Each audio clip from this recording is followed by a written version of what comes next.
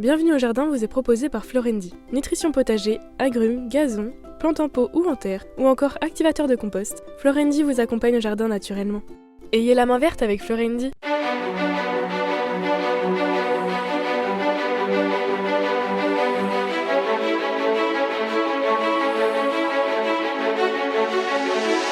News Jardin TV vous propose Bienvenue au jardin, une émission 100% nature, animée par Patrick Mulan et Roland Motte.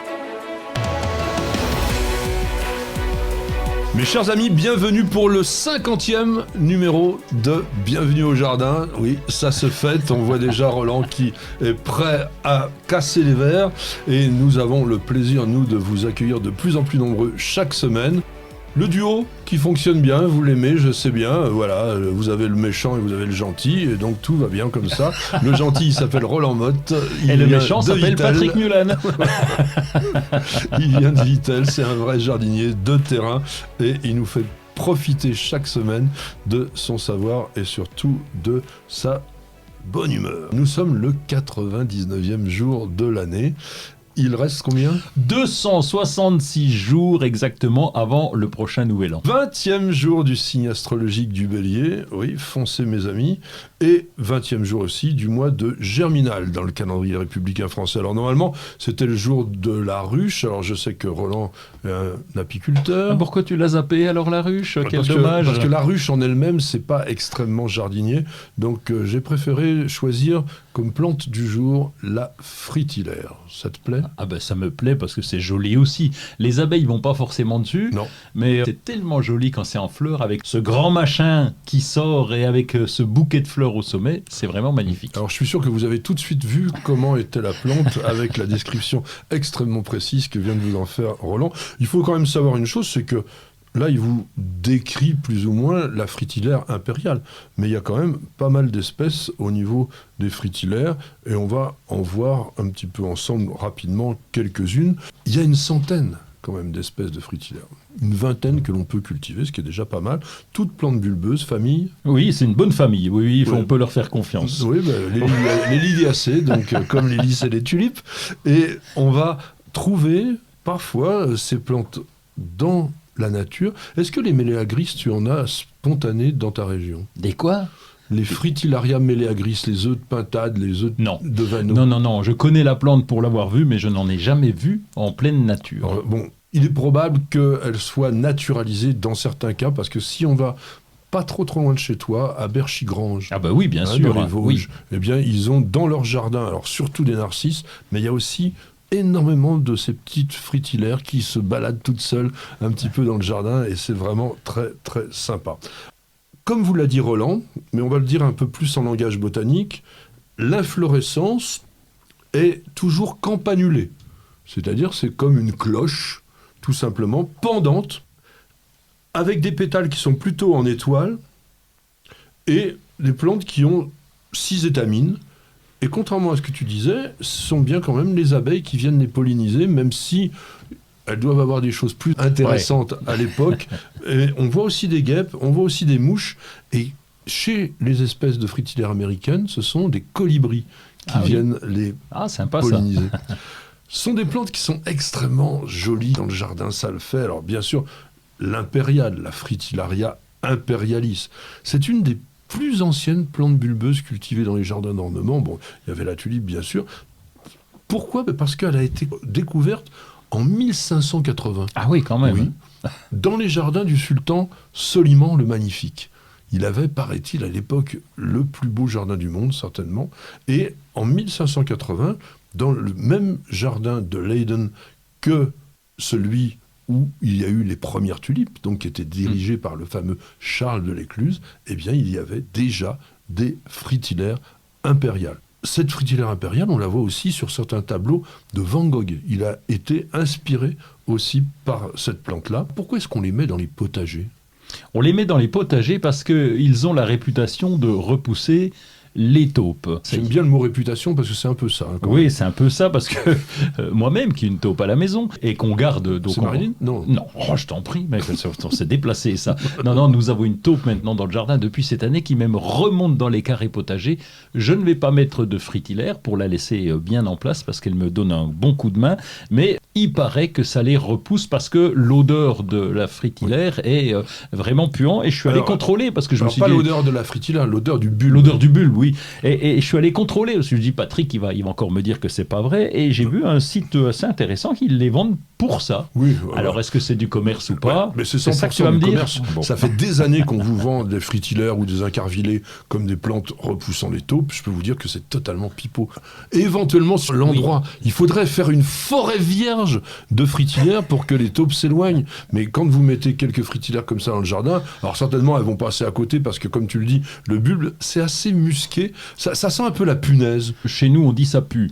Mais par contre, pour le mettre au potager, hormis le côté taupe, Le métro potager ? le mettre, virgule, au potager, eh bien, c'est quand même très joli parce que ça t'amène de la floraison, de la hauteur dont on a besoin en ce moment et c'est magnifique. Ça fleurit le potager.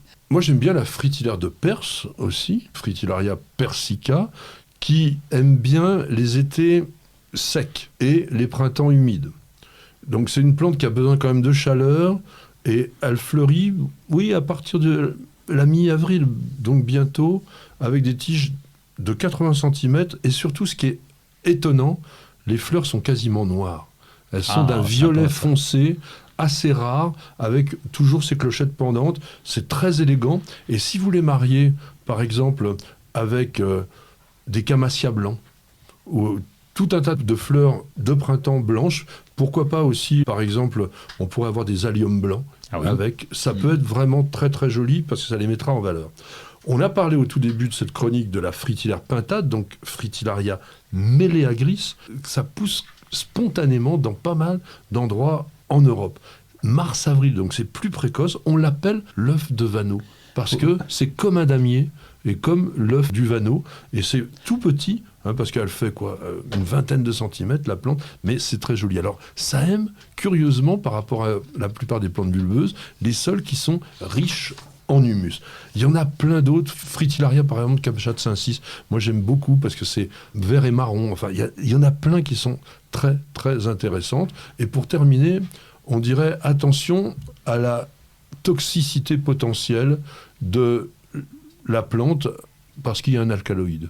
Oui, il y a un truc dedans, c'est pour ça on parle de pintade et d'œuf, mais n'allez un pas... truc, ça s'appelle un alcaloïde. Oui, c'est ça, c'est ce que je dis. C'est l'impérialine. Eh bien, il paraît que c'est mortel. C'est pas aussi mortel que ça, c'est que ça peut provoquer des spasmes, des vomissements, de l'hypertension et même un arrêt cardiaque. Non mais il faut en consommer énormément. L'arrêt cardiaque, c'est mortel, je crois. Je pense qu'on n'en a pas énormément dans Fritillaria imperialis, mais parce que c'est une substance qui a été découverte en 1929 sur deux espèces, Fritillaria thunbergii et Fritillaria rolei. Rolei, qui est aussi une plante assez intéressante, mais qu'on ne voit pas malheureusement souvent dans le commerce.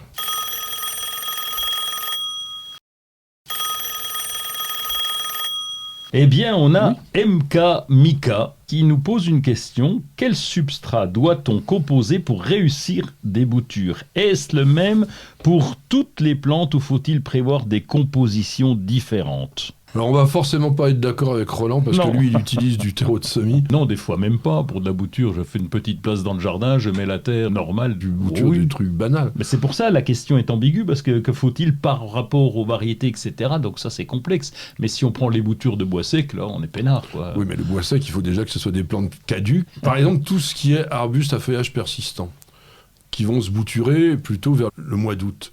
On va quand même utiliser un substrat très poreux, puisqu'on va en plus les mettre plutôt en terrine, etc.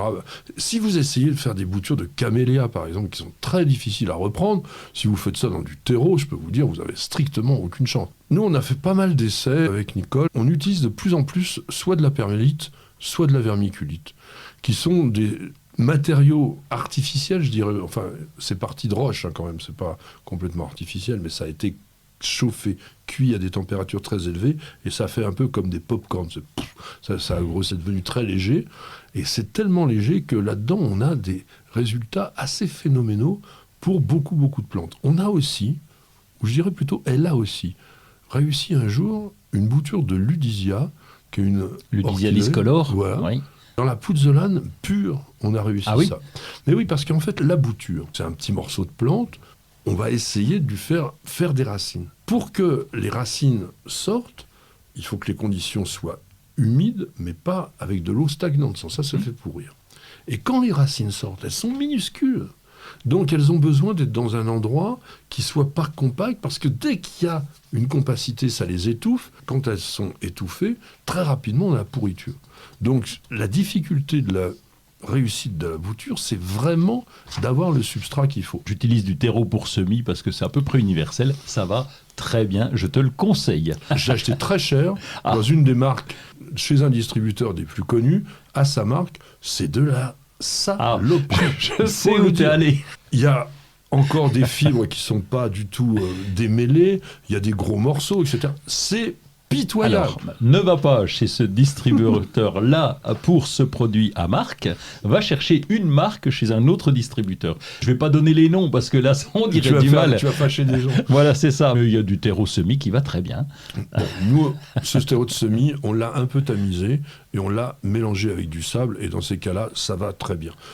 Donc, on ne va pas aller plus loin là-dessus. En tous les cas, le secret de la réussite des boutures, c'est d'avoir le substrat le plus drainant possible. Et évidemment, l'avantage du terreau, c'est qu'il y a quand même des éléments fertilisants nutritifs qui vont permettre à la bouture de tenir un certain temps dans ce substrat-là. Le substrat que nous utilisons, nous, on doit très rapidement faire du rempotage, enfin du repiquage, dès que les racines sont sorties, parce qu'elles n'ont strictement rien à manger dans de la vermiculite ou de la perlite ou de la pouzzolane. Vous n'avez pas la main verte? Alors prenez-en de la graine avec nos paroles d'experts. Je vous l'avais promis la semaine dernière, en parlant avec Roland de la nécessité de planter des pommes de terre en cette période. Nous allons détailler maintenant ce sujet de la pomme de terre, parce que je sais que beaucoup d'entre vous se lancent dans la culture ou en cultivent déjà depuis longtemps.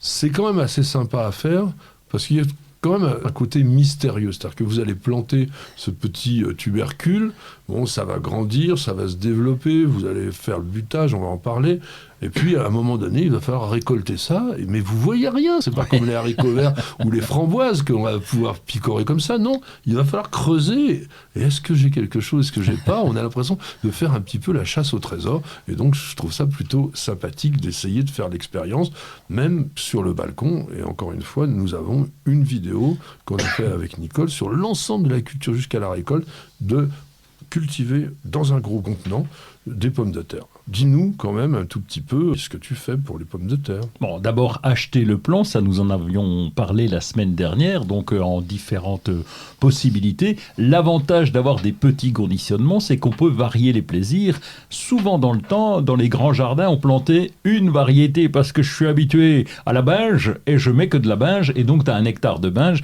Bon, c'est sympa, mais ça peut permettre de varier un petit peu, d'avoir différentes variétés. Oui, ça, c'est la première chose. Non, mais d'autant que les variétés ont des temps de culture différents. Oui. Entre ce qu'on appelle la pomme de terre primeur, qui va se cultiver sur, je crois, 90 jours, environ 80 jours. Ça, 3 mois, oui. Et puis la pomme de terre comme la binge, qui est de la pomme de terre de consommation, de la pomme de terre plutôt à chair un peu molle, elle, ça va être 120 jours, au moins, voire 140 jours. C'est pas du tout la même chose. Donc, on peut et on doit plutôt varier. À partir du moment où on fait ça aussi pour son plaisir, choisissez quand même les variétés les plus gustatives, les plus sympas. D'abord, je vais commencer par la rate. Pourquoi ? Parce que c'est une pomme de terre ingrate. D'ailleurs, ça rime, c'est un dicton, hein, la rate est ingrate. La rate qui gratte. Elle fait des toutes petits tubercules, mais qui est excellent. C'est très très bon. Alors, l'inconvénient, c'est qu'on n'en a pas beaucoup. Mais ça fait rien, elle est excellente. Je vais te dire, il y a mieux que ça. Pompadour, oui, ça a la même qualité gustative que la rate, mais c'est à peu près 2 fois plus gros. Donc c'est beaucoup plus facile à cultiver, et franchement, tu vas avoir une pomme de terre avec une chair vraiment ferme, vraiment goûteuse, etc. Tente-moi ça, et tu m'en diras des nouvelles. Oui, pourquoi pas, je vais te faire Il plaisir. veut pas, comme tous les jardiniers qui disent « Oh non, moi je suis habitué, je veux pas changer. » J'en mettrai un pied pour te Je faire veux plaisir. que tu fasses la Pompadour. On va tester la Pompadour. Alors, sinon, L'amandine aussi, une variété qui est entre Charlotte et Mariana. Oui, on peut l'utiliser à peu près partout. Et alors, ça pousse très bien. Alors là, c'est ce qu'on a constaté, c'est que vraiment, tu as des plants qui sont costauds. On n'a pas beaucoup de dorifores chez nous. Donc ça, c'est l'avantage. Du milieu, l'an dernier, on en a eu. Dorifort, on n'a pas eu. Mais l'amandine, elle a l'air de passer à travers et de tenir relativement bien. Ça fait de belles fans. Ta méthode de culture de disséminer les pommes de terre un peu partout dans le jardin réduit forcément la présence du dorifort. Oui, j'ai eu une année où j'ai voulu faire un petit peu, parce que j'ai l'historique de ma grand-mère. Voilà, c'est ça, le carré, on dit, on va tout mettre là. Mais là, j'étais obligé d'aller soulever les feuilles chaque fois pour aller écraser les œufs. Donc tu fais ça une quinzaine de matins de suite au moment où tu penses les avoir vus voler, c'est compliqué quand même. Et c'est plus facile de disséminer dans le jardin. Voilà, et sinon, si vous ne le faites pas sur les dorifores, il n'y a plus de feuilles très rapidement. Autre variété que tu pourrais nous conseiller? Autre variété, oui, la bleue d'Artois. Qu'est-ce que c'est bon! Alors, pour ceux qui n'ont pas de goût, évidemment, ça n'a pas de goût, comme les gars qui n'aiment pas les légumes. Donc non, ça, évidemment, je vais continuer de parler quand même.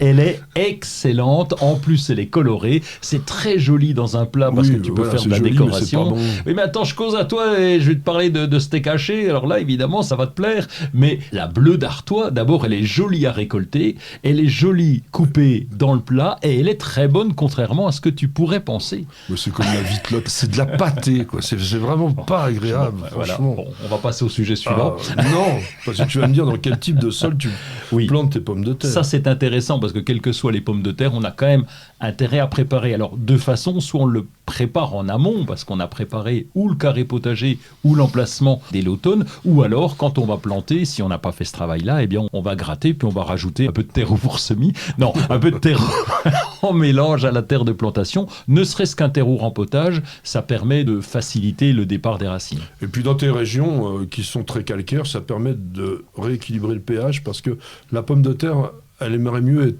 cultivée à 6,5 de pH qu'à 8. Le fait d'apporter un peu cette matière organique qui doit être très décomposée, attention, hein, on ne met pas de fumier, sinon, comme tous les tubercules, ça risque de les pourrir. Alors une chose importante, on ne plante pas tant que la température du sol n'a pas atteint 10 degrés, parce que sinon ça ne germe pas. Distance de plantation ?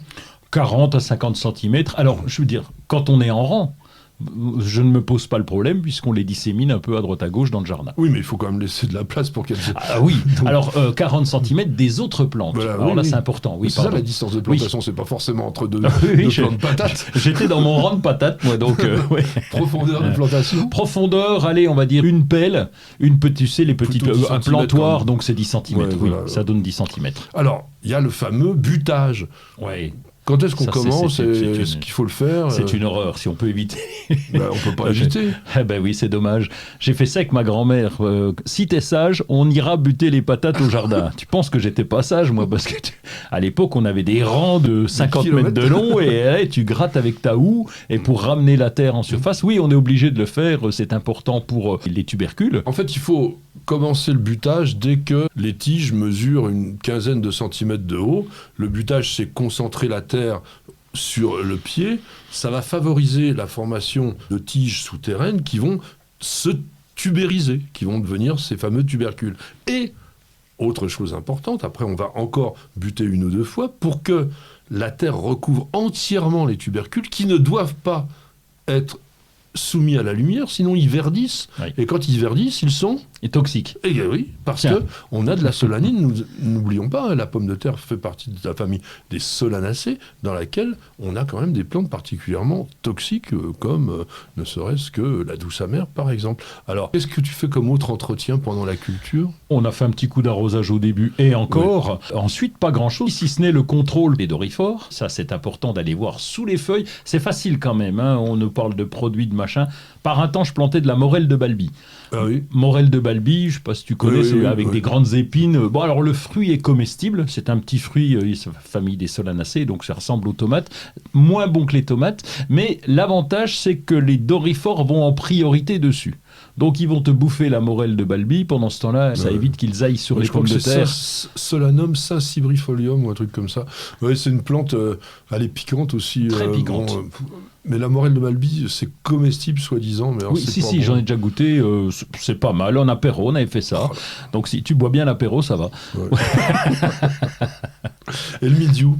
Ah, le mildiou, ça c'est le vrai problème. Le vrai problème parce que comme l'an dernier, ça a été un vrai sujet et dès que les premières feuilles arrivaient, il faut qu'on fasse très attention parce que le mildiou descend, il reste pas sur le feuillage. Il est pas. Ouais. Ah ouais, il est malin, je disais le bougre. Donc il descend et donc après, une fois que tu as du mildiou dans les tubercules, c'est mort. Tu vas les conserver au début, puis après tu vas t'apercevoir qu'ils vont pourrir. Donc faut trouver le bon moment, quitte à couper les fans en anticipation, tant pis. Tu fais pas du tout bouillie bordelaise, toi? Non, moi je mets rien. Toi, tu mets rien. Rien. Mais moi, je vous conseillerais quand même de le faire. Quand les conditions sont favorables au mildiou, donc à savoir quand même pas mal d'humidité, avant, effectivement, que les premières taches arrivent, il faudrait quand même passer une bouillie bordelaise parce que ça va vous protéger d'une bonne attaque et c'est quand même plutôt pas mal. C'est autorisé en culture biologique. Bon, Roland, il va au-delà de la culture biologique, c'est la culture sans rien. La dernière chose qu'il faut savoir, c'est quand est-ce qu'on récolte. Tout le monde nous pose cette question-là. Est-ce qu'il y a un élément qui va te dire, oui, ça y est, elles sont là, parce qu'on ne les voit pas, donc on ne sait pas si elles sont mûres ou pas. Tu as déjà donné un bout de la réponse avec 3 mois ou 5 mois, en fonction des précoces et les plus tardives. Oui, mais en fonction de la saison, si tu as beaucoup arrosé, pas arrosé, s'il a fait chaud, pas chaud. L'an dernier, on a récolté très très tôt. Pourquoi ? Parce que justement, avec ce mildiou, puisque nous ne traitons pas, nous avions du mildiou sur les fans. Pour moi, quand il n'y a plus de fans, c'est bon, hein, voilà. ça va pas pousser. Le moment de la récolte, c'est que les feuilles soient complètement fanées. Malheureusement, effectivement, quand c'est le mildiou, ça fane trop tôt. Mais globalement, bon, les très très précoces, hein, qu'on peut avoir même fait à partir de mars sous tunnel, dès le mois de juin, on peut les récolter. Et puis, les plus tardives, elles se récoltent jusqu'au mois d'octobre. Bienvenue au jardin. Patrick Mulan, Roland Motte. Eh bien, nous avons quelques petites nouveautés à vous donner. On va demander à Roland, module opaque, c'est quoi ça ? Un module opaque, c'est MV Industrie qui fait déjà des tunnels, alors bien pratiques. Ces tunnels sont rigides, ils sont environ de 60 cm de haut sur 60 cm de large à peu près, en longueur, avec des petits trous au-dessus. Donc ça, c'est bien pratique parce que ça permet d'arroser de façon précise. Et il y a des embouts, donc on peut les cumuler un peu comme des Legos l'un au bout de l'autre. Et il y a de l'aération. Il y a de l'aération, bien entendu. Donc c'est déjà un bon produit, en tout cas pour le potager ou pour des semis, quels qu'ils soient. Et puis là, ils ont fait un module opaque. Tu avais présenté un produit un peu similaire. C'est un genre de paillage, mais carré, évidemment, qui permet d'avoir la plante au centre et qui est incliné, qui permet d'avoir l'arrosage sur la plante. Ça évite bien sûr le désherbage, ça permet de faciliter l'arrosage, ça limite l'évaporation de l'eau, et puis ils sont adaptables à ces tunnels. Donc, et donc, en fait, tu peux cultiver sous ce tunnel avec tes modules opaques. Donc, j'ai trouvé que c'était assez original. Et ça vaut cher ? J'en sais même rien. Non, ça doit pas être bien cher parce que c'est pas un gros truc. Hein. Donc nous, on avait fait un sujet sur News Jardin TV avec Soparco qui a quelque chose qui ressemble à ça. Ouais. C'est pratique parce que ça recouvre le sol. C'est pour les cultures rapides. Il faut faire ça pour les potagers. Et puis, vous avez quelque chose qui est autour qui empêche les mauvaises herbes de pousser. Donc ça, c'est pas mal. Moi, je vous ai promis donc un camélia. Ça va être un camélia sinensis. Camélia sinensis, c'est quoi ? C'est de Chine. Camélia de Chine. Oui, mais plus important. Il est de Chine. Oui, mais c'est le théier, mon cher. Ah, le théier, mais dis-le, tu vois. Et là, Verdia sort Théo Jardin, il l'appelle. Oui, T-O, avec un O, Théo. Jardin.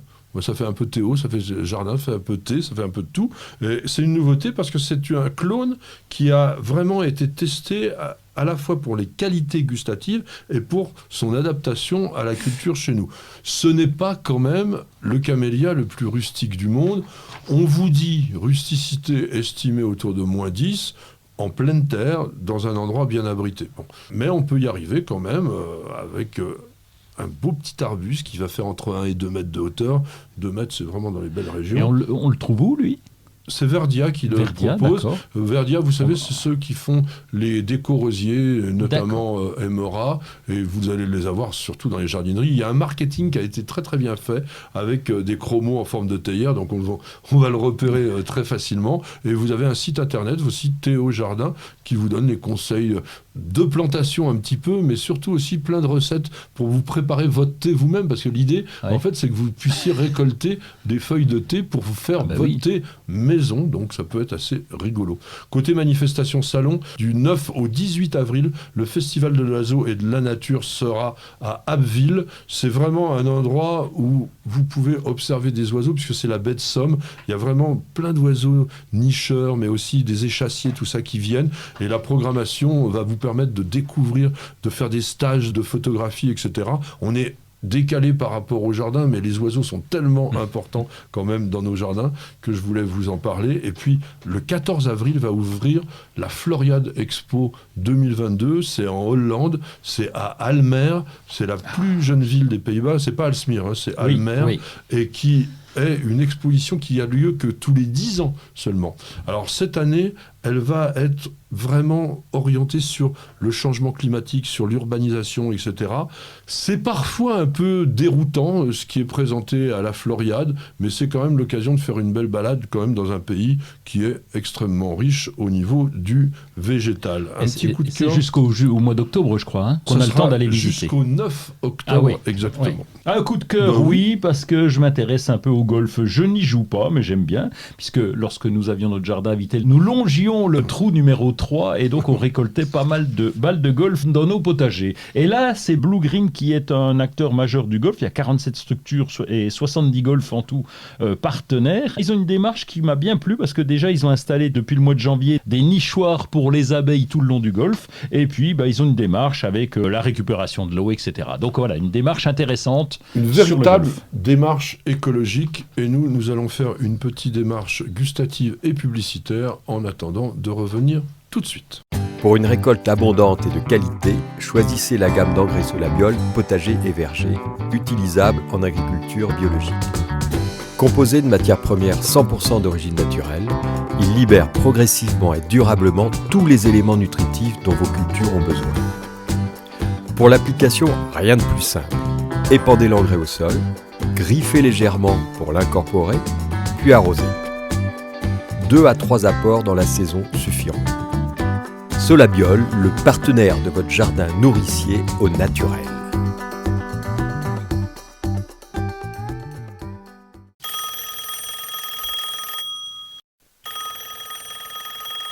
Aston qui a posé une question sur... Aston Martin ? Je ne sais pas si c'est Martin, son nom de famille, mais ça pourrait, c'est un nom commun en France, qui dit quelle est la période idéale pour la taille en hauteur des bambous pour en faire un rideau plus dense pour une haie. Il y a un énorme piège là-dedans. Il faut savoir que le bambou n'est pas un arbuste, même si malheureusement, je dirais, beaucoup de pépinières vous les classent dans les catégories arbustes. Le bambou est une herbe qui a la particularité de pousser d'un seul coup, mais si vous lui coupez la tête, c'est fichu. Le bambou, lui, il va arrêter sa croissance. De toute façon, il arrête rapidement sa croissance. Il pousse pendant quoi ? Une soixantaine de jours, 70 jours, et puis après, il atteint très rapidement sa hauteur maximale, et puis à ce moment-là, on le laisse tel que. Donc l'idée, pour moi, c'est pas de tailler des bambous en hauteur pour en faire une haie, c'est d'acheter la variété qui correspond à la hauteur définitive que vous voulez. Parce que quand on vous vend un bambou en vous disant 3 à 5 mètres de haut, vous êtes sûr qu'il ne fera pas 8 mètres. Mais il ne fera pas 1 mètre non plus. Parce que le bambou, ça pousse d'un coup. Moi, je ne taille pas les bambous, sauf on a une très très très belle et grosse touffe de bambou au jardin. On va réduire la densité des cannes. Il y en a tellement qu'on ne voit plus rien. Donc on va enlever les vieilles qui sont jaunies, qui sont abîmées. C'est pas facile parce que souvent c'est très serré. Donc on prend une toute petite scie très étroite et puis on va scier à la base, mais on les taille pas en hauteur parce que sinon vous avez plus rien. Alors on a un bambou nain, nous, tu sais, mais vraiment tout petit. Alors lui, on peut le tondre. C'est pratiquement un coup de tondeuse au printemps. Ah non, un genre de rejet, quoi, oui. Il y a certains bambous nains, je pense que c'est dans les sasa qu'on doit avoir ça. Oui. Sasa pumila, d'ailleurs. On peut les tondre. Oui. À la tondeuse. Au pied, c'est pas aussi agréable que le gazon. Ça pique un peu. Voilà, c'est ça. Mais sinon, ça vous fait un espace vert dense, facile. Mais il ne fait pas de canne. En général, on aime les bambous pour leur chaume, comme on appelle. Hein. Donc, si vous taillez ça, vous êtes mal, parce que le bambou, lui, il est fichu. Oui, et puis Philostakis, c'est vrai qu'il faut avoir de la place, parce qu'il faut penser aussi au rhizome. Mais ça, c'est un autre problème. On peut aussi, si on veut limiter, il y aurait une possibilité ça serait sur certains Philostachys, pas sur tous, d'ailleurs il y en a qui font des grands chaumes et puis juste des feuilles là-haut, mais il y en a qui ont des sortes de branchettes, je dirais, latérales. Là, éventuellement, vous pourriez couper au-dessus de la 2 ou 3e pouce latérale pour limiter la hauteur. Mais je ne suis pas sûr que la plante, elle puisse accepter ça pendant très longtemps. Parce que globalement, ça va lui faire perdre la pointe, qui est quand même son extrémité la plus vivante. Et puis elle va rejeter. Non, l'idéal, c'est ce que tu as dit, c'est d'avoir la bonne variété. Donc renseignons-nous avant sur la taille adulte. La bonne plante au bon endroit et au bon moment, ça, c'est le meilleur des conseils. Vous cherchez la petite bête ? Toutes les réponses dans le dossier de Bienvenue au Jardin. Mes amis, nous vous avons parlé des pommes de terre et nous avons toujours dit que les pommes de terre se plantaient au moment où fleurissent les lilas. Oui. Et donc, on va parler des lilas. Ça me semble être une plante du moment. Et oui, je pense quand même qu'on devrait un peu réhabiliter le lilas. Parce que on a l'impression que c'est la plante des grands-mères, que c'est un truc un peu démodé. Or, je trouve que c'est un des arbustes les plus simples à cultiver, les plus sympas aussi, parce que quand on a une belle floraison parfumée, c'est formidable. Et puis on en fait des bouquets, donc c'est un arbre éternel. Pas éternel, dans l'historique si tu veux, c'est qu'on en a toujours eu. Et donc il y a un vrai avantage d'avoir cet arbrisseau ou cet arbre-là. Alors on en a toujours eu, surtout dans les régions comme les tiennes qui sont calcaires, parce que c'est des arbres ou des arbrisseaux, effectivement, parce que ça fait quand même des troncs qui sont les plus adaptés au sol calcaire. Et en botanique, c'est quoi ? Bon, tout le monde le sait. C'est Syringa vulgaris. D'ailleurs, faut faire gaffe. Je me suis fait piéger quand j'étais gamin. Moi, c'est du Syringa. Oui, voilà. Du Syringa. Non, c'est du Syringa. Voilà, exactement. C'est pour ça que j'essayais de le piéger. Tu ne me piégeras pas en botanique. Alors, famille ? Désolé, assez. Alors. Qu'est-ce qu'il y a dans les oléacées ? Les oliviers, les forsythias. Enfin, tout le monde sait ça, je veux dire. Il a regardé mes notes, c'est bien. Donc, le frêne, le jasmin, le troène, tout ça. Curieusement, pas du tout une essence locale. C'est une plante qui a été introduite de la région des Balkans, c'est-à-dire de la Grèce, au XVIe siècle. C'est pour ça qu'on croit que c'est une plante sauvage, mais pas chez nous. Et il faut quand même faire une place au lilas, puisqu'il peut atteindre jusqu'à 6-7 mètres de hauteur. Aujourd'hui, on a 13 espèces de lilas. Il y en a un qu'on cultive souvent, qui est intéressant. Tu as une idée ? Alors, est-ce que tu me l'as mis ? Il n'est pas dans les notes, alors comment tu veux que je sache ? Microphylla. Ah oui, Microphylla, on peut le mettre en pot, lui. On peut le mettre en pot, qui fleurit beaucoup plus tard, qui est moins parfumé, très très nettement. Qualité principale. La rusticité, il est increvable. Il peut faire moins 40, il peut faire plus 40. 40, c'est peut-être beaucoup, mais on n'a pas fait l'essai. Disons moins 20, il n'y a pas de problème. Il tient le coup, en tout cas. Et puis, il se régénère assez facilement parce que tu vas pouvoir le tailler. Ah oui, puis il rejette. Ça, pour certains, il est capable de rejeter pas mal. On a dit quand même adaptation au sol calcaire, c'est quand même très important, très intéressant. Il n'y a jamais de chlorose. Floraison quand même très abondante. Parfum sur Syringa vulgaris. Et puis des tons qu'on n'a pas forcément toujours dans les jardins. Il y a des vrais bleus. Oui. Il y a des violets. Il y a du rose, il y a du blanc. Bon, il y en a qui disent rouge. Le rouge, c'est pas un vrai rouge, c'est une sorte de rouge violacé. Mais bon, le défaut principal, on l'a évoqué, mais alors ça peut être vraiment casse-pied avec le drageonnage. C'est le rejet, et on en a partout. Donc, pas tant que le rustifina, mais il n'empêche que ça peut rejeter, c'est surtout au pied. Bon, là, il va falloir couper régulièrement. C'est au pied, mais ça peut rejeter jusqu'à 2-3 mètres de distance. Il faut couper régulièrement. Vous pouvez le faire à la tondeuse quand ils sont très jeunes. Et c'est vrai que si vous coupez tout le temps, au bout d'un moment, ils se fatiguent un petit peu. Mon conseil, ça sera surtout n'utilisez pas ces rejets pour la multiplication, parce que c'est très facile à séparer et puis ça vous fait rapidement un autre lilas, sauf qu'il sera encore plus drageonnant que le précédent. Donc ça, c'est quand même embêtant. Tu l'as évoqué un tout petit peu, mais comment on les taille ? On les taille après la floraison, comme tous les arbustes à fleurs. Je dirais qu'on fait des bouquets. On peut le tailler pendant, tu te fais des beaux bouquets. Donc tu fais les deux d'une pierre deux coups. D'une part, tu tailles, mais c'est important de tailler. Capital de tailler et d'enlever les fleurs fanées, parce que sinon tu as des graines, et l'an prochain tu te brosses. Je pense pas qu'il y aura des fleurs, parce que ça donne tellement de graines ça que le fatigue un petit peu. Ça l'épuise. Alors il n'y a pas que ça. Le défaut aussi, c'est qu'il fleurit toujours sur des pousses d'extrémité.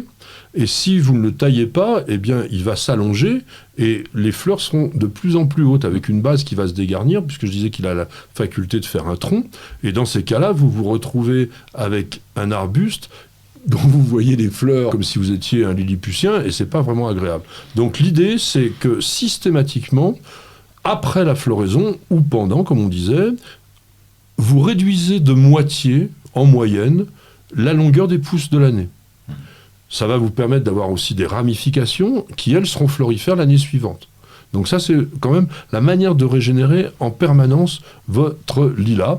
Et comme on disait, donc il y a des lilas à petites feuilles qui sont intéressants, donc Syringa microphylla, notamment le cultivar superba, parce que ça fait pas plus d'1,50 m de haut, donc on peut le mettre en pot, et il fleurit beaucoup plus que le lilas vulgaris, parce qu'il va fleurir au printemps, et puis souvent il a une petite remontée.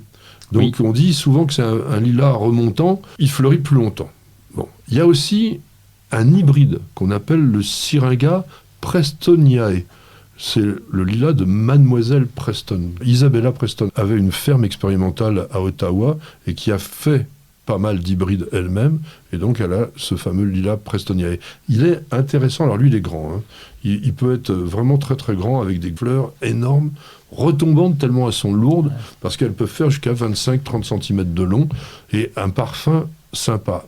Avantage du lilas de Miss Preston, il ne drageonne pas. Ah, bah ça c'est bien ça. Ça c'est bien. Et pourquoi tu nous le dis pas? Bah, je te le dis. Et puis un lilas nain, un lilas de Corée, le Syringa meyeri, le cultivar palibin. Alors est-ce qu'on dit palibin ou palibine, je ne sais pas. C'est très compact, c'est arrondi, ça drageonne pas non plus.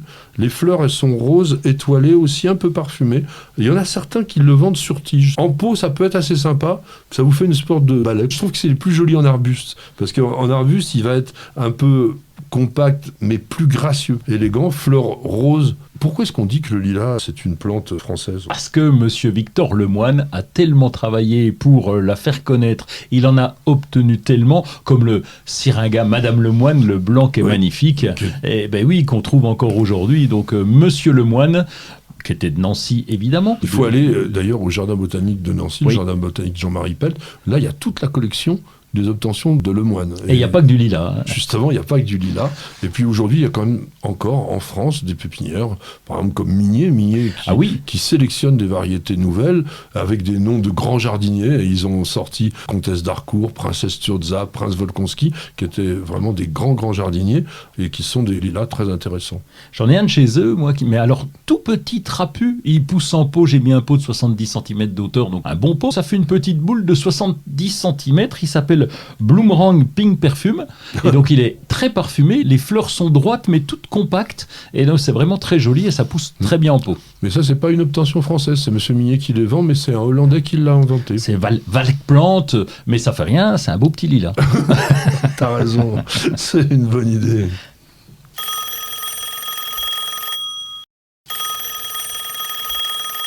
Garrison qui a posé sa question sur News Jardin TV et qui dit pourquoi le jasmin étoilé s'appelle-t-il à la fois Trachelospermum et Rhynchospermum? Quel est le nom correct?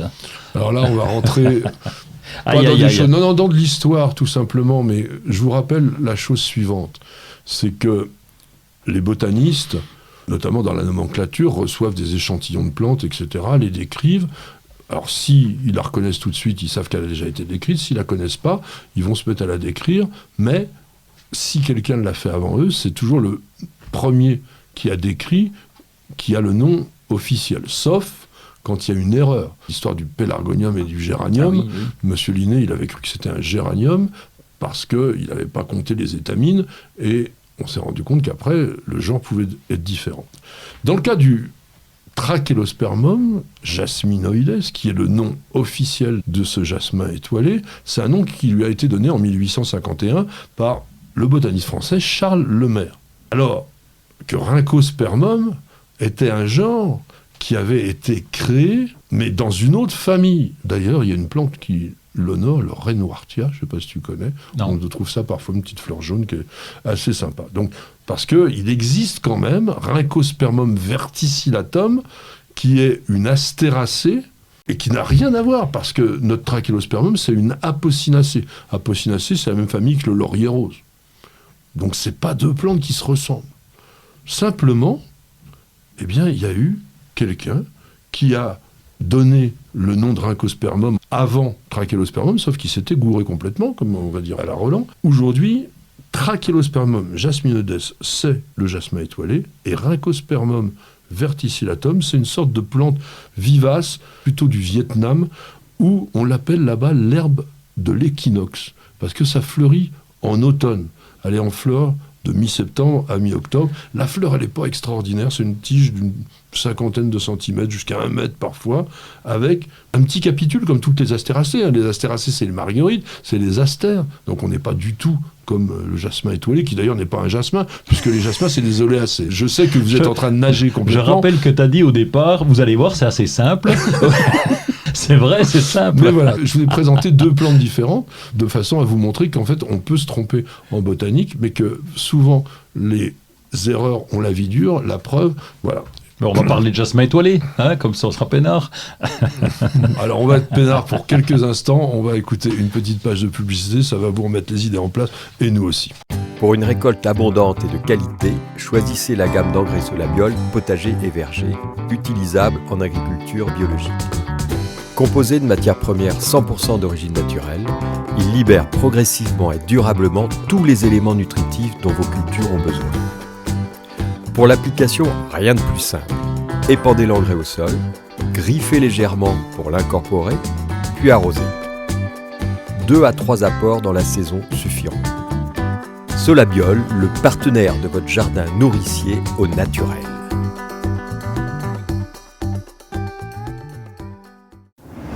Bienvenue au jardin. Patrick Mulan, Roland Motte.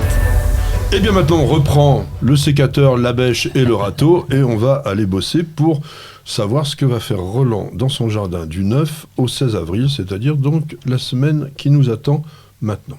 Les asperges.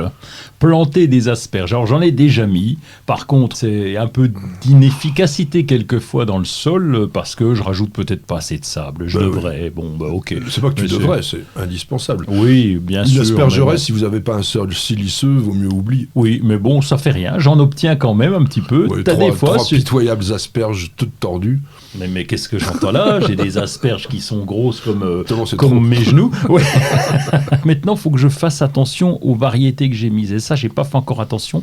Et là, je vais affiner un petit peu parce qu'il y a des variétés qui tiennent extrêmement bien. L'an dernier, j'ai planté des rogatons. Je les ai pas vus cette année. Ils sont pas encore sortis. Donc, ça en fait 10 de morts. J'en plante parce que en plus, c'est une plante extrêmement jolie une fois qu'on a oui, les ça fait feuilles. des tiges très légères, Ouais. puis de belles couleurs à l'automne. Mais il y a quand même des difficultés de plantation, parce qu'il faut préparer le sol. Vous savez que la grande mode aujourd'hui, c'est plus retourner la terre. Sur les asperges, moi j'ai appris dans mon vieux temps qu'il fallait carrément défoncer le sol. C'est-à-dire qu'on faisait du double bêchage, de manière à ce que les griffes soient posées assez profondément d'ailleurs. Si on les met trop près du sol, vous allez avoir les turions qui vont sortir tout de suite, et donc vous n'allez pas avoir l'asperge, parce que l'asperge, c'est la jeune pousse étiolée dans les blanches, qu'on va avoir retiré du sol profondément. On va prendre la gouge pour y aller. Donc il faut que la plante soit enterrée profondément. En général, 25 cm. Ça fait du boulot quand même. Toi qui n'aimes pas trop bosser. Non, ça va. Quand tu fais une plantation d'arbustes, tu es bien obligé de faire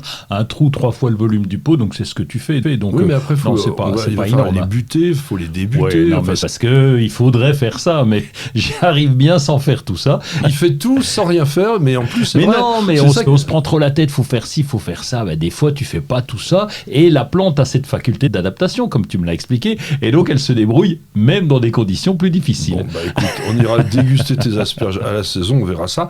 Parce que pour que ça soit tendre aussi, il faut que ça soit quand même très, très sableux. Est-ce que tu mets de l'organique en plus? Un petit peu, mais pas trop, mais bon. Là, on peut carrément faire un apport massif de fumure organique parce que ça aime bien ce genre de sol. Et encore une fois, si vous avez vraiment un sol sableux, vous aurez les plus belles asperges de la terre. Évidemment. N'est-il pas d'adapter ces cultures à ces conditions? Bien entendu, tout à fait, mais c'est pas non plus de rajouter du sable, il faut tester. S'il n'y avait pas eu de grands jardiniers comme certains d'entre nous pour tester des trucs impossibles, eh bien nous n'aurions pas tout ce que nous avons aujourd'hui. Donc écoutez-le si vous voulez, mais ne vous attendez pas à des miracles quand même. Qu'est-ce que tu fais d'autre? Je vais finir de sarcler. Là, ça y est, on est au bout. Sarclage, et comme je te le disais, je vais essayer de pailler en totalité le jardin. J'aimerais bien arriver à ça. C'est compliqué, mais on gagne un temps fou. Oui, mais alors quand ça se fait à pousser les mauvaises herbes dans le paillis, qu'est-ce que c'est casse-pied pour retirer? Une gouge asperge permet de retirer. C'est les renoncules surtout qui arrivent à traverser. Le liseron également, mais le liseron de toute façon avec ou sans les paillage. Chardons, non, comme ça veut. Pas trop, ça va. Pas chez toi, mais chardon. Mais bon, on est bien obligé de faire avec. Donc l'herbe indésirable fait partie du terrain. Oui, quand mais on on veut se la complique garder la vie en ayant paillé. Oh, non, Mais si, on parce gagne du temps, non. Elle est beaucoup plus grande déjà, parce qu'il faut qu'elle sorte du paillage.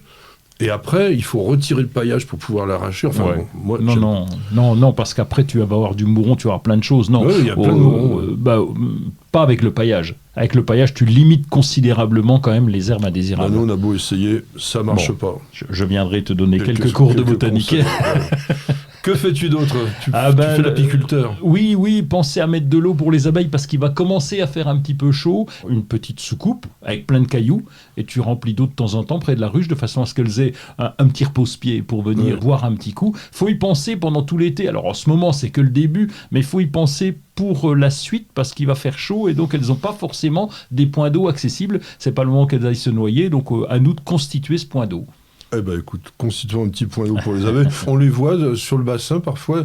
Si tu as des petites feuilles de plantes qui sont flottantes, elles viennent se poser là-dessus, elles boivent et puis elles repartent. Oui, c'est ça, il faut qu'elles puissent se poser pour mais même avoir sur accès. les bords, alors, souvent aussi, Ah oui. sur les bords des bassins, on les voit, mais presque en colonie, quoi, les unes à côté des autres. C'est l'abreuvoir à abeilles, c'est sympa à regarder tout ça. Alors, dans la serre en ce moment, qu'est-ce qui se passe? Dans la serre, ça commence à pousser. Je vais attendre encore un petit peu. Je prends une semaine ou 15 jours avant de planter les tomates, etc. Parce que même dans la serre, le soir, ça peut être un petit peu frisqué. Alors, il y a une chose quand même, tu m'as marqué, c'est le dernier moment des rempotages. Il faut y aller là. Ah oui, pour les oublis. On parle des plantes d'intérieur, mais on peut parler aussi des plantes de terrasse où là, c'est pas forcément le rempotage, c'est le surfaçage, c'est rajouter peut-être le paillage et puis un petit coup d'engrais, évidemment. Tu fais du paillage sur la plante d'intérieur?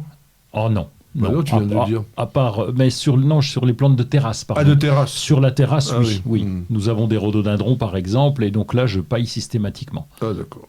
Monsieur Pailly. Oui. Au niveau du rempotage, on dit il y a une limite de date, etc. C'est pas tout à fait vrai. Mon conseil, c'est vous achetez une plante d'intérieur, pensez acheter avec un nouveau pot et un nouveau terreau.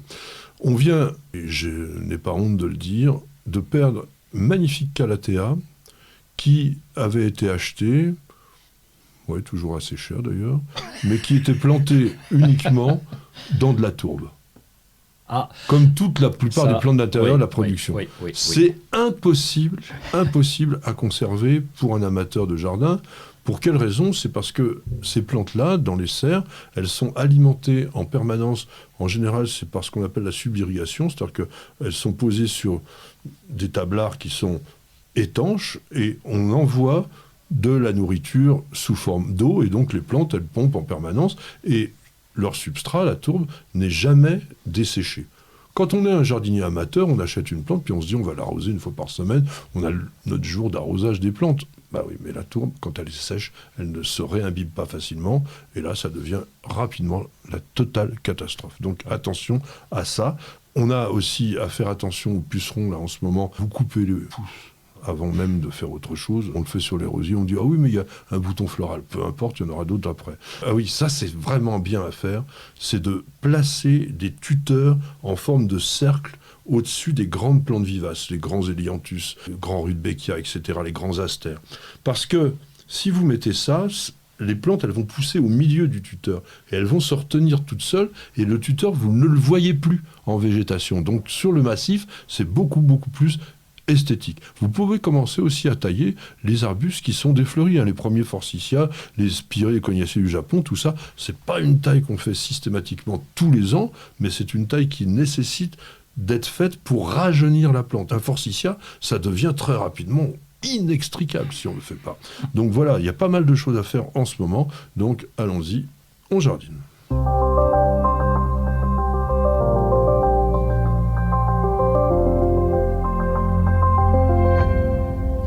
J'ai un livre que nous n'avons pas apporté, qui est de ce monsieur. Bah alors. Parce que non seulement il est à la radio, il est sur tous les réseaux, etc. Mais en plus, alors il fait son jardin, vous avez pu le remarquer, mais il écrit des bouquins de temps en temps. Et là, moi j'ai bien aimé réussir son potager sans se prendre le chou. Ça, c'est du Roland tout à fait craché. Donc, c'est chez Rustica.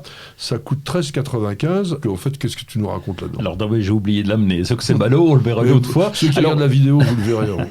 Je raconte mon jardin. En fait, Rustica m'a demandé de parler du potager, comment faire. Donc, il y a une 60aine de plantes qui sont décrites à l'intérieur. Mais on raconte ce qu'on a fait et comment on a fait, nous. Ce sont nos expériences. Tes heures et malheurs. Oui, les malheurs aussi, parce qu'on s'est viandé quelquefois, mais donc se planter, quelquefois. Et donc là, on raconte tout ça dans ce livre. On fait plante par plante, cette description, sa culture, la récolte aussi, parce que c'est important de savoir à quel moment on récolte, ce qu'on peut en faire. Quelques recettes de Marilyn? Il n'y en avait pas trop dans celui-là, pas assez en tout cas. Ça veut dire qu'il y en a un autre où il y a des recettes. Oui, un jardin à croquer et dans lequel il y a les recettes de Marilyn. Regardez, vous avez devant vous un écrivain jardinier, et ça, c'est quelque chose, et on vous montrera ce livre. On a aussi un livre qui est destiné aux professionnels, il s'appelle le guide phytopharmaceutique en GEVI. Alors GEVI, ça veut dire quoi, jardin? Alors GEVI, tout le monde le sait, ça veut dire jardin, espace vert, infrastructure. Et les 3D. Et les 3D qui veulent dire dératisation, désinfection et désinsectisation. Bon, là, on a un gros programme. Il y a 6 index. Non, c'est vraiment très, très bien fait. Alors, comme je disais, c'est pour les professionnels parce que vous y retrouvez tous les produits qui sont autorisés pour nous, les jardiniers amateurs. Alors, vous avez les herbicides, les insecticides, les fongicides, le produit de biocontrôle, et puis ces fameux 3D, donc notamment pour la dératisation. Il n'y a pas que ça. Oui. Il y a aussi donc plein d'éléments à la fois sur la législation, mais aussi tout simplement techniques des maladies qui sont décrites. Vous avez aussi tout ce que vous pouvez faire au niveau de l'application, que ce soit dans les espaces verts publics ou dans les jardins d'amateurs. Tous les textes officiels aussi, alors, et Dieu sait si la législation elle est compliquée dans ce domaine-là. Vous avez les définitions aussi de tous les types de produits. Vous avez des maladies qui sont détaillées et qui sont souvent des maladies récentes ou très très graves qui sont là-dedans. Vous avez aussi le biocontrôle, parce que c'est une nouvelle méthode avec les micro-organismes, avec les macro-organismes, avec les médiateurs chimiques, etc. Donc toutes ces solutions-là sont dans ce livre. C'est l'UPJ, donc l'Union des professionnels des produits de jardin, c'est édité par l'édition de Bionnet. Ça coûte 49 € si vous le commandez directement sur Internet. Sinon, après, ça sera, je crois, à 59. Mais c'est un véritable outil de travail extrêmement important.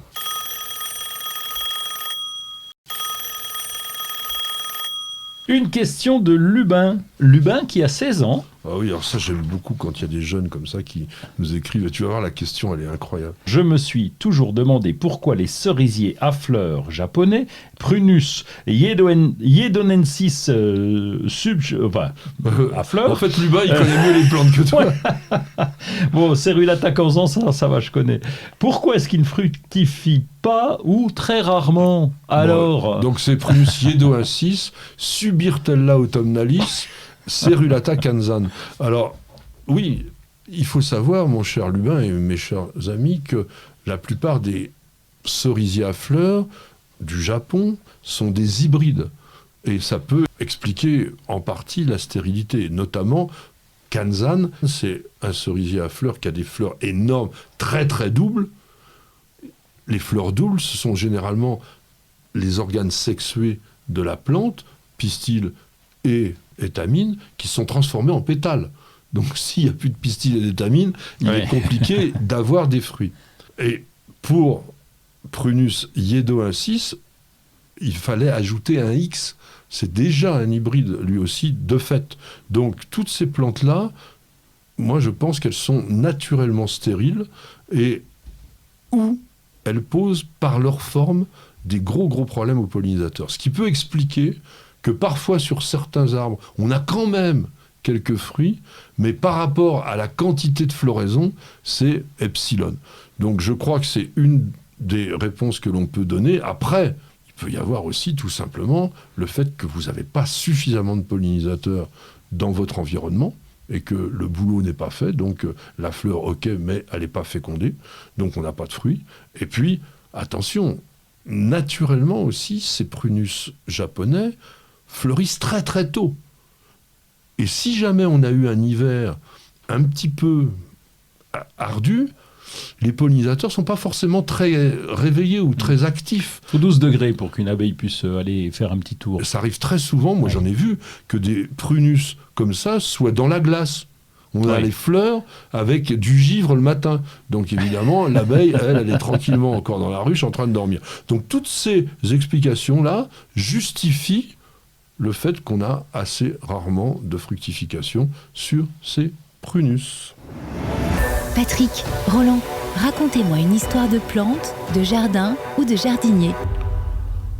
On va continuer à se faire plaisir un peu gourmand en essayant de voir en détail une plante qui, sur le plan comportemental, est assez extraordinaire, mais que tout le monde connaît, du moins consomme, qui s'appelle l'arachide ou la cacahuète. L'arachide, t'en as déjà fait ? Oui, alors j'ai testé une fois parce que je suis tombé là-dessus sur un des magasins que tu fréquentes et qui vendait quelque chose d'original, ce petit plant. Je l'ai donc planté dans notre serre, c'était la première année où on avait la serre. Et nous avons eu donc la fierté d'abord de le faire pousser et la fierté de récolter dans le sol nos 4 premières et dernières cacahuètes. Alors, un peu compliqué, c'était pour le fun. Notre ami Miguel va être fier parce que c'est une plante qui est originaire du Mexique et qui s'appelle en botanique Arachis hypogea. Hypogea, c'est important de le dire parce que vous allez voir la particularité assez extraordinaire de cette plante, à savoir qu'elle va nous faire sa fructification dans le sol. Et ça, je ne sais pas s'il y a beaucoup d'autres plantes qui font ça. La cacahuète appartient à la famille des fabacées, donc c'est une légumineuse comme le pois et comme le haricot, et d'ailleurs sa fleur ressemble assez bien à une fleur de petit pois. Je vous disais donc originaire du Mexique, elle s'est naturalisée depuis longtemps dans l'ensemble des régions tropicales et subtropicales, mais on arrive quand même dans les régions tempérées à en faire, et notamment, je sais qu'en Vendée, il y a des gens qui cultivent, alors pas pour les vendre, mais qui cultivent dans leur jardin régulièrement des cacahuètes avec un certain succès. Comme je vous le disais, sa particularité, ça va être d'enterrer ses fruits une fois que les fleurs ont été fécondées. La fleur, elle est en haut. La fleur, elle est en haut, mais elle va... Et comment elle fait ? Elle bouge, on va essayer de vous l'expliquer. Le mot arachide vient du latin arachidna, qui désignait au départ la gousse du pois, la gesse, tout simplement. Donc un pois qui ressemble un petit peu au pois de senteur. Et donc, comme je vous le disais, la fleur ressemble pas mal. Cacahuète, lui, c'est arrivé plus tard, c'était au 19e siècle, et c'est de l'espagnol, je ne sais pas si on dit cacahuète, ça voulait dire cacao de terre. On appelait ça comme ça au Mexique, le cacao de terre. Cacahuate, voilà, excusez-moi. C'est marrant, on peut écrire ça de 3 façons. En français. On dit la pinotte. Ça vient de l'anglais. Ah oui, d'accord. Le peanut. Ah oui, non, mais on dit sûr. cacahuète, H-O-U-E, ou cacahuète, E-2-T-E, ou cacahuète. Cacahuète. Ouais. Ah bon. C'est une plante annuelle, donc qui va faire entre 20 et 90 cm de hauteur, feuilles composées avec des petites folioles ovales, et elles ont à la base, alors ça c'est rigolo, des stipules qui engainent la base de la feuille. Les fleurs, elles apparaissent à l'aisselle des feuilles.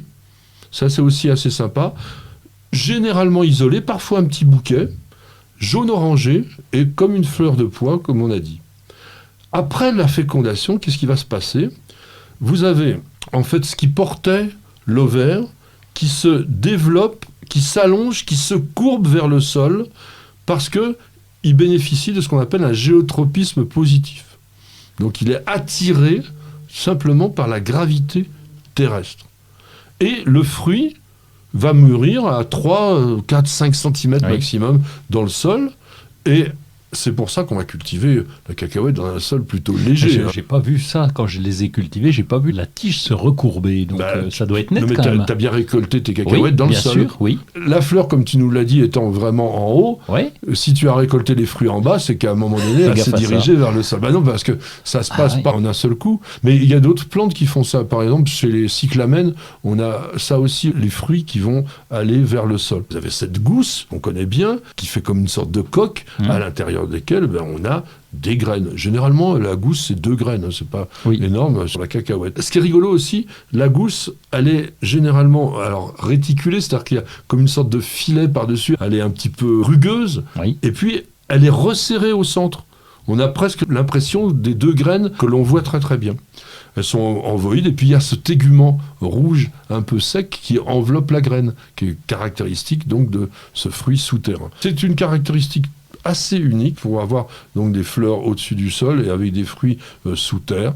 Et je voulais vous raconter un petit peu ça, c'était quand même assez rigolo. Il faut savoir quand même que l'arachide, elle a été domestiquée il y a plus de 2000 ans, peut-être même 3000 ans, avec les prédécesseurs des Indiens Arawaks qui existaient donc dans toute cette partie de l'Amérique centrale. Et on a aujourd'hui pratiquement plus d'arachides sauvages, on les découvre plus. C'est un peu comme l'olivier, parce que ça a été tellement cultivé, tellement domestiqué, qu'aujourd'hui, eh bien, on n'a plus que l'arachide que l'on connaît. Voilà, après ce petit voyage du côté du Mexique et avec ces fruits bizarroïdes qui se forment sous terre. C'est l'heure de l'apéro. Voilà, on va essayer, peut-être pas encore, on va essayer de vous laisser passer un bon week-end. On aime bien être avec vous tous les matins du samedi. Là, il y en a certains qui sont sur le chat. Je vous rappelle ça d'ailleurs, ceux qui regardent la vidéo, n'hésitez pas à venir dès le samedi à 8h, puisque nous sommes présents quasiment en direct et on se parle ensemble, c'est assez sympa, ça fait une sorte de petite communauté. Il y a les habitués, hein. Oui, il y a des habitués, il y a ceux qui posent des questions, il y a ceux simplement qui disent un petit bonjour. En tous les cas, c'est sympa. Roland, merci d'avoir Merci participé. à toi, Patrick. On se retrouve la semaine prochaine, on te retrouve sur tous les réseaux comme d'habitude. On avait Stéphane là-bas derrière avec ses manettes pour nous faire un joli son. Miguel, alors vraiment, il est calme, il est vraiment concentré. Et puis il y avait Nicole qui regarde, qui surveille, qui écoute, qui est là. Et puis Roland a dans les bras, elle est fatiguée, la pauvre, c'est notre mascotte. On l'a réveillée, elle s'appelle Perle. Perle, tu seras avec nous la semaine prochaine. Ah oui, t'es trop mignonne. Regardez comme c'est agréable d'avoir un petit chien. Vous savez, il y avait un dicton, on va finir avec ça, qui disait avec un animal, la vie est plus belle. Vous croyez pas, non? Alors, oui, c'est vrai. À très bientôt, à la semaine prochaine et bienvenue au jardin.